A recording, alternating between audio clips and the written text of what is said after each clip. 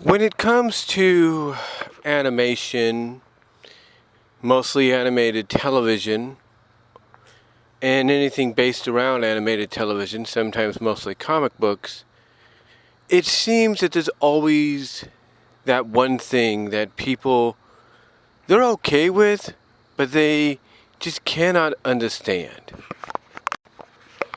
And that is the romance that is teased, made official, semi-official, acknowledged, given moment after moment, between two characters that some fans of the franchise, of said animated franchise, just would not understand as to why. And the why basically being, why pair these two characters up when it doesn't make sense? Well, mostly it's possibly due to one thing, and I mentioned this in a video that I uploaded earlier today, and that is the story arc. The character sub-arc, story arc, of basically the guy trying to win the heart of the girl next door. Basically the popular pretty girl in school who has a heart of gold, is sweet and kind, yet no one, not even the viewers or the readers, would think that that individual stands a chance of winning her over. And basically, when you think about it, that's why we have these unique romances teased, made official, semi-official, you name it, acknowledged, given moments after moments in the animated media, and if not the comic books that are based on those animated medias. I mean, there's no doubt that pretty much everybody knows that I, along with many, like I said, along with many fans, support the MLP ship acknowledgement, tease, whatever you want to call it, of Spike and Rarity. I mean, this thing between Spike and Rarity has been going on since the beginning. And it's one of the more organically, naturally, homegrown romances in any animated franchise, because there's no doubt, one would think at the beginning, that there's no way Spike would ever win the heart of someone like Rarity.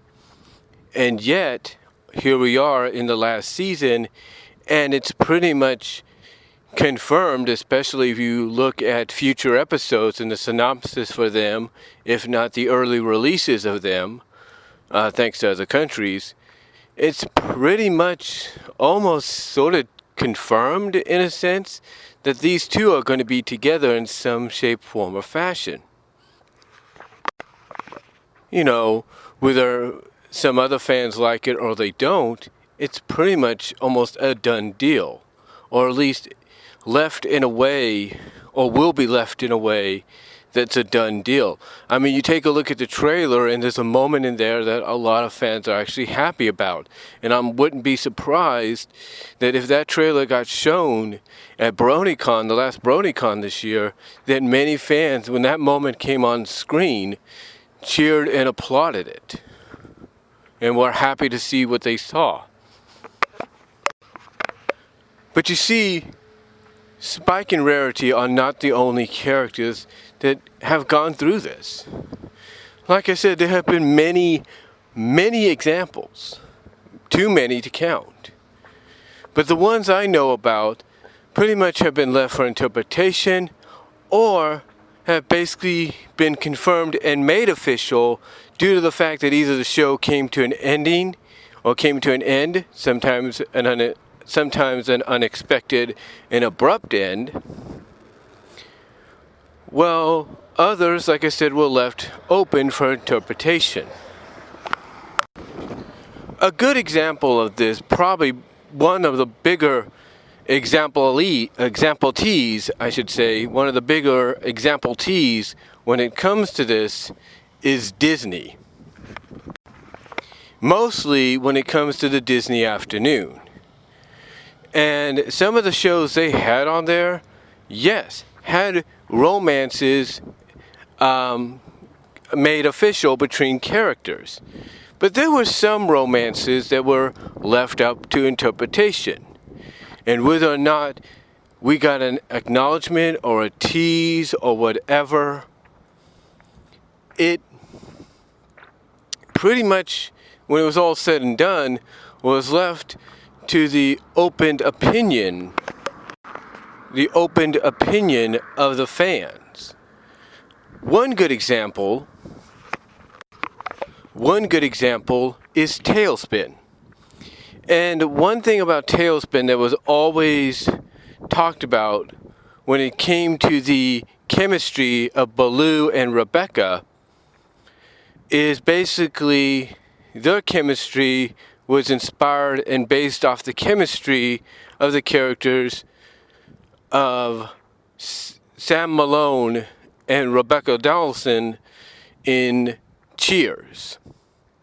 And how basically you wouldn't think someone like Sam would be able to, kind of, for a time, win the heart of Rebecca, his boss, the new owner of Cheers, if you will, and his new boss, and yet, for a time, he did. And a lot of people would say, even when Cheers went off the air, and Rebecca went off and did her own thing and whatever, it was still left open to interpretation that she could probably come back and be with Sam. Now, when that pertains to Baloo and Rebecca in Tailspin, it's pretty much almost acknowledged, if not teased, and pretty much Easter egged throughout the series that there's something happening between these two that's going to develop the relationship from being employer and employee to friends, then best friends, to basically something more. And there's an episode in Tailspin called A Star is Torn that pretty much flat out acknowledges that Baloo and Rebecca have become more than just friends, or starting to slowly become more than just friends. But it doesn't go too far to make that official. They leave it up to interpretation, so that when it's all said and done with the series, it's up to you to wonder yay or nay. And whether or not we'll get confirmation with a grown-up Kit and a grown-up Molly's appearance in DuckTales, in the new DuckTales series in Season 3, that's up in the air. But still, Disney teased something between Baloo and Rebecca throughout the series, to the point that they did an episode based on the possibility that these two could end up together, but they left it open for interpretation. And what's funny about that is there's an episode upcoming here in the U.S. around the first Saturday or second Saturday in September called Dragon Dropped. And it's this episode is already aired early thanks to the early releases in China. And one wouldn't say it's similar in story, but it feels identical. You'll have to watch both episodes to see exactly what I mean, to kind of see a comparison. But Baloo and Rebecca are not the only ones Disney's ever teased something of, something of more than just friendship with. Nope. The other example is in the series that came afterwards. Or not afterwards, but before. And that series is Chip 'n Dale Rescue Rangers. And throughout Chip 'n Dale Rescue Rangers, it was always teased by Disney that something could officially happen between either Chip and Gadget or Dale and Gadget. They always seem to have they always seem to have those episodes that had those moments in there that made you wonder, would they follow up in the near future? Would they actually do something with it? Well, just like with Tailspin, that became up to interpretation thanks to the fans. And one fan in particular actually was able to make maybe what he believed could be the future of Rescue Rangers a bit of a reality. You see, Ian Brill, I think that's what his name was. Like I said, Ian Brill did an 8-issue miniseries of Chippendale Rescue Rangers, all new and everything, for Boom Studios. And it was a good 8-part miniseries, don't get me wrong. I read all 8 issues. Well, the other half of the 8-part issues I had to read through graphic novel version, but you get the idea. But I was able to read them. And the one thing that Ian did was, even though he didn't confirm anything between Chip and Gadget, he did confirm something between Dale and a character we saw towards the end of the series called Foxglove Bat. Yeah, and in case you don't know who Foxglove Bat is, she was at the time, a one-time character that debuted in the episode Good Times Bat Times. Yeah, Good Times Bat Times. She debuted in that episode, and pretty much that episode ended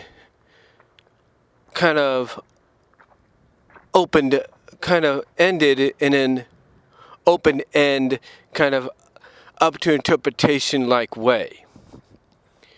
Because basically, you didn't know whether or not Dale and Foxglove hooked up.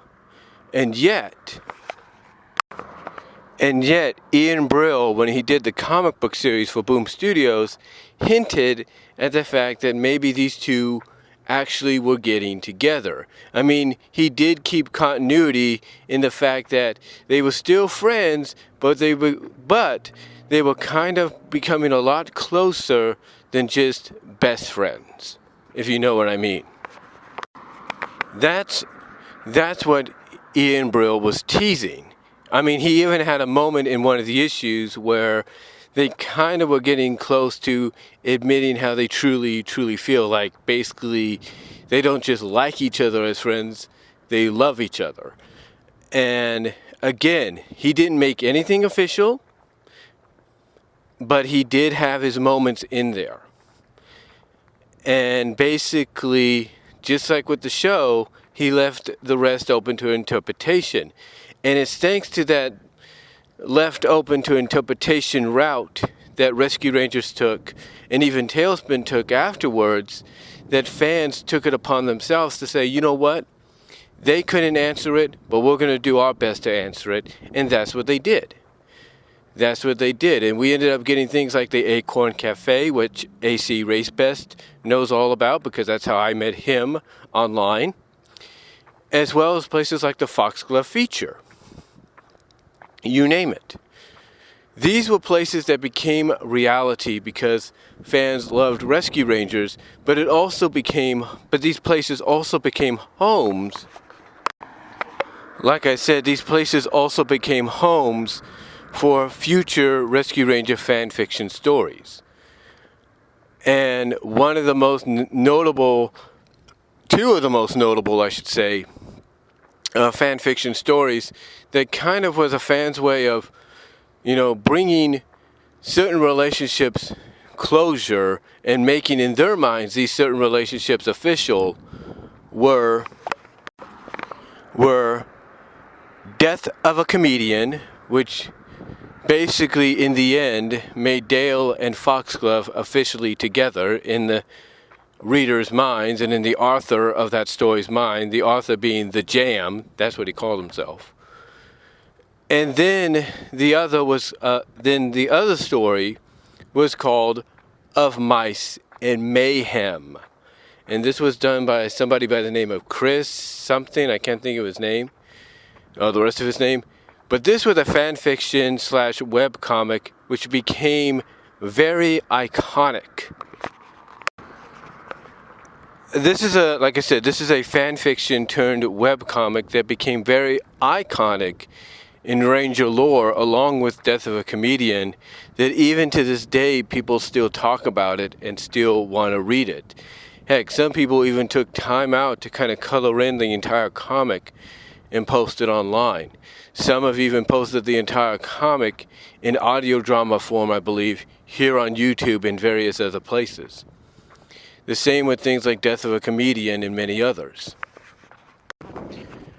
But, again, these stories that basically take these two relationships of Mice and Mayhem, focusing on Chip and Gadget's relationship and making that official, and Death of a Comedian focusing on Dale and Foxglove, making that official, it was all due to what's known as the open to interpretation route that Disney took, because they didn't give anything out officially at the end of both series.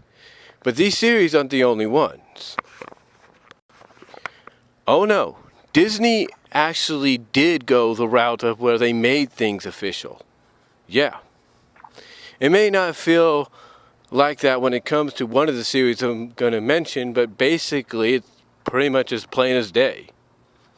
I mean, first of all, let's take a look at Darkwing Duck.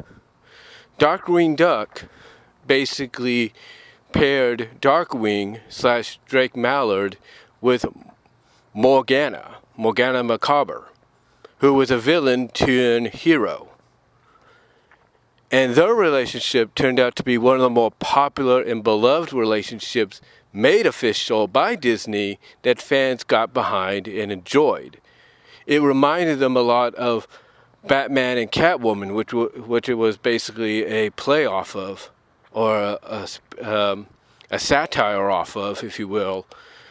But basically in a way to where it's like, what if Catwoman turned good and understood, that this is Batman's way of life, that this is who he is, and she's willing to accept it, give it a chance.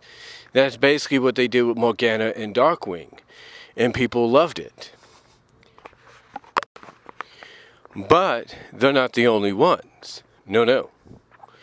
The other one, of course, was Bonkers, was Disney's Bonkers. Bonkers, of course, was a character that debuted the year prior to his series debuting in a series called Raw Tunage. And the one emphasis, the one guarantee when you would watch the He's Bonkers Raw Tunage shorts was he would always end up having the love interest be a character named Fawn Deer. And Fawn Deer would always kind of show that affection back to him.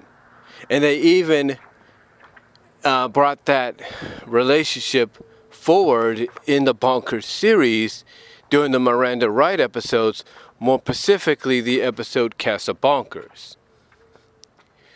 And even though people would say, well, there's nothing really set in concrete about it, nothing has to be set in concrete. You know why? Because basically, you watch Casa Bonkers, you watch all the other stuff that they have out there, and it's pretty much confirmed, no doubt, that Bonkers and Fawn Deer are a couple. There's no doubt about that. And fans, just like with Rescue Rangers, have taken that open to interpretation route that Disney likes to take to heart, because they know Bonkers and Fawn's relationship is one that you don't really have to open up too much to interpretation, especially if you read the well-renowned Bonkers fanfic, Bonkers 1999. Now, Bonkers and Fawn, though, are not the only ones, along with Darkwing and Morgana, that were made official by Disney. There was another. That other was from Disney's dark animated series, the dark animated adventure series, Gargoyles. Gargoyles introduced us to Goliath and his human friend turned love interest, who we knew eventually they were gonna go down that route, especially with the episodes that they did. There was no doubt that they were going to go down this route. And that was with Goliath and the human detective, Eliza Maza. And the thing is, you could watch this series and think, there's no way they would do that because he's a gargoyle. He turns to stone during the day. What are they going to do? Come up with an idea to turn Elisa stone? Guess what? They actually came up with a 3-part story that did that. And there was even an episode where Elisa, thanks to the mythical creature Puck from Shakespearean lore, was turned into a gargoyle herself. Now, I don't know if we saw her turn to stone during the day or anything, which I don't think she did, but she got the chance to do that. It's the fact that there were many moments. There were many indications and moments throughout the series, even at the beginning. You know, even in the first couple of episodes after Awakening, after the 5-part / Gargoyles pilot movie Awakening, there were a couple episodes after that pretty much were teasing the fact that these two are going to end up together, you know, sometime down the line. And they did. They did. At the end of Hunter's Moon, which ended the original Gargoyles run before it went into the Goliath Chronicles as a continuation, it basically did that. And the final episode of the Goliath Chronicles, called Angels in the Night, pretty much at the end confirmed that these two were going to be together because of now the peace between the humans and the gargoyles.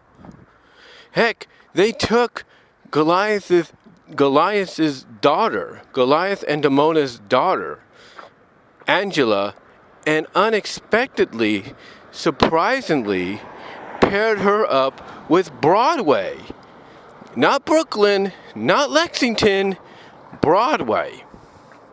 Yeah, imagine that. So yeah, Disney's no stranger to this. No stranger whatsoever. Heck, you want a better example? You want another good example of maybe it was left open to interpretation, but they pretty much went as far as to say, yeah, these two are somewhat of a couple now? You try the first 101 Dalmatians animated series back in 1998, I believe. And there's an episode that aired on ABC, I think it was the second episode, called Love. It was basically the traditional